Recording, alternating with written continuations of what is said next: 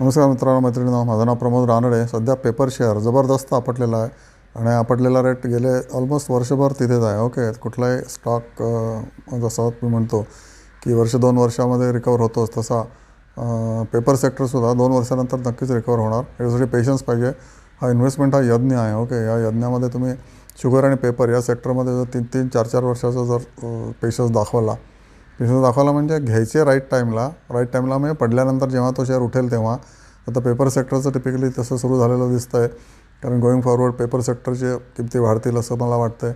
कारण 2 वर्ष 1.5 वर्ष तर ऑलरेडी पडून झालेलं आहे. त्याच्यापैकीच एक शेअर आहे तो स्टार पेपर नावाचा. ओके, इक्विटी खूप कमी आहे. सहारनपूरला याची फॅक्टरी आहे, UPमध्ये दिल्लीच्या जवळ सहारनपूर नावाचं गाव, तिथे फॅक्टरी याची. आणि शेअर बुक व्हॅल्यूच्या जवळजवळ 40% अवेलेबल आहे. बुक व्हॅल्यू याची ₹450 आहे आणि याचा शेअरचा भाव सध्या ₹165 म्हणजे जवळजवळ 30% अवेलेबल आहे हा शेअर. ओके, ROC 8% आहे, ROE 6% आहे. ऑब्वियसली रिटर्न्स कमी आहेत म्हणून हा शेअर पडलेला आहे. पण हे यावर्षीचे रिटर्न झाले हो, कारण चायनामधून डम्पिंग होतं आहे म्हणून. ओके, P/E फक्त 6.6. किती स्वस्त शेअर असू शकतो? तर P/E 6.6 म्हणजे PFC किंवा RECचे पण P/E साधारण 5 आहे. किती स्वस्त पडू? अजून तुम्हाला काय ऑफर पाहिजे? ओके, सेल्सची ऑफर आहे ही.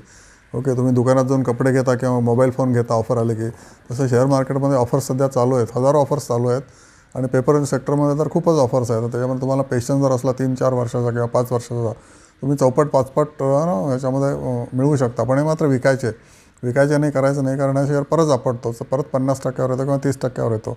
तसा हा शेअर आहे. त्याचं नाव आहे काय म्हणायचं, स्टार पेपर. ओके, बॉरोईंग ह्याचं 0 आहे. जमेची बाजू फेस व्हॅल्यू 10 आहे, अजून एक जमेची बाजू आणि तिसरी जमेची बाजू. इक्विटी फक्त 16 कोटी आहे. ह्याचा इश्यू काय आहे माहीत नाही मला. डिव्हिडंड पण देतो आहे कंपनी, पण हा शेअर विशेष वाढत नाही. तुम्हाला ह्याच्यामध्ये ₹100 मिळू शकतात. 165ला घेतला तर मे बी 264 ह्याचा ऑल टाईम हाय आहे. पण सांगता येत नाही, एखादी जर कंपनी टेकओव्हर झाली, ही स्टार पेपरसारखी कंपनी गोयंका ग्रुपची कंपनी आहे, त्यामुळे टेकओव्हर होणार नाही, पण होऊ शकते, काही होऊ शकतं. शेअर मार्केट जी अशी स्पेस आहे की जिथे एव्हरीबडी इज राईट. ओके, खूप कमी ठिकाणी असं असतं की एव्हरीबडी इज राईट. तर share market is one of the place where everybody is right.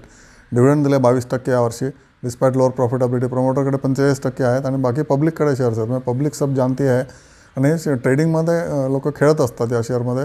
Sugar आणि पेपर ह्या शेअरमध्ये ट्रेडिंग करणारे अमाप इंटेलिजंट लोक आहेत. त्याच्यापैकी मी पण एक असू शकतो. ओके, MF इन्व्हेस्टमेंट याची 188 करोड आहे. म्हणजे ही कंपनी 200 कोटी रुपये म्युच्युअल फंडामध्ये इन्व्हेस्ट केलेले आहेत. ओके, म्हणजे ऑब्वियसली स्टेबल कंपनी आहे, कॅशचा काहीच प्रॉब्लेम नाही आहे आणि सेल्सचा पण काही इश्यू नाही आहे. सध्या चायना डम्पिंग होत असल्यामुळे प्राईस रिअलायझेशन कमी होते, हाच एक याचा प्रॉब्लेम आहे. पण तो प्रॉब्लेम सुटेल. Problems are not forever. Okay, change is only thing which is constant in life. त्यामुळे या दोन्ही सेक्टरचे, पेपर आणि शुगरचे नशीब नक्कीच बदलणार.